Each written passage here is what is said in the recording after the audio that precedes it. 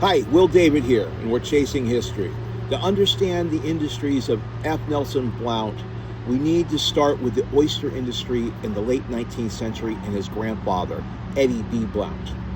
Quahog for clam chowder were a key product for Blount Seafood under Nelson, but in his grandfather's day, oysters are what built a packing company.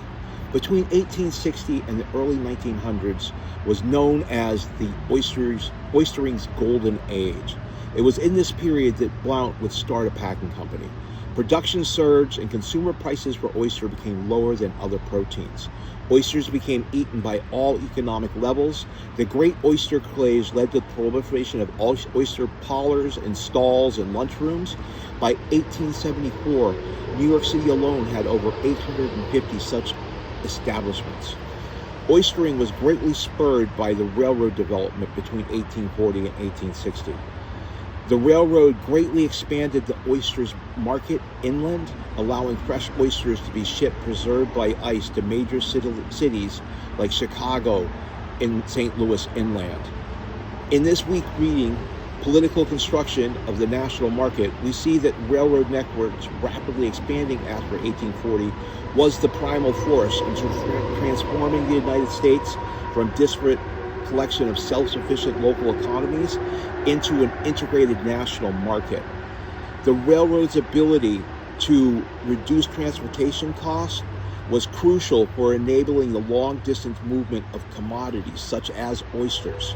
While railroads allowed broader market reach, oyster production benefited from several other improvements. It benefited from advancement in vessel technology and harvesting gear. It benefited from improved preservation and processing methods. It benefited from new cultivation and oyster bed management practices, and finally from a profound shift in marketing strategy. Dredges were introduced and improved on vessels in the early 1800s. This allowed for more extensive harvesting from deeper beds. Steam engines were introduced onto vessels in the late 1800s. This increased the speed which oysters could be dredged and brought to packaging centers.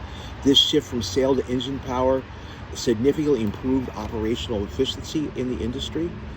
Around 1887, patented tongs were developed that enabled harvesting in deeper water, too deep for traditional harvesting rakes and tongs.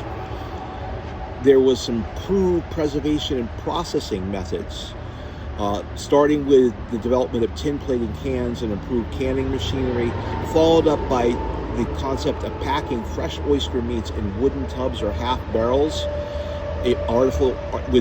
Artificial ice became available around 1880. This allowed for their preservation during long-distance shipment, significantly reducing the spoilage.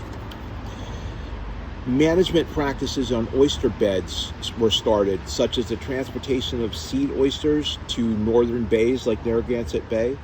This increased the supplies, making oysters more widely available and affordable by the late 1870s. And the idea of spreading oyster shells or clutch on beds became common practice, which encouraged oyster larvae settlement and maintained the seed and increased seed abundance on oyster beds. There was a method of floating oysters in less saline water that was developed. This swelled their flesh, lightened their color, and improved their taste, enhancing their marketability. And the final key area that saw a key development in the oyster industry was a shift in market strategy. After about 1880, most fresh oysters were marketed as fresh meat. The fresh meat were shipped rather than whole oysters. This avoided higher freight costs and improved shipping efficiency. It meant more processing was done closer to the harvesting area, increasing efficiency.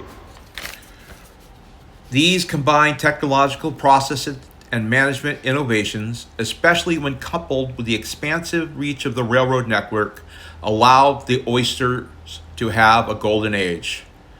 It's into this dynamic market condition that Eddie B. Blount, the son of a Cape Cod mariner, opened his oyster processing factory in 1880 near the Narragansett Bay in Rhode Island, embarking on a journey that would establish his family's legacy.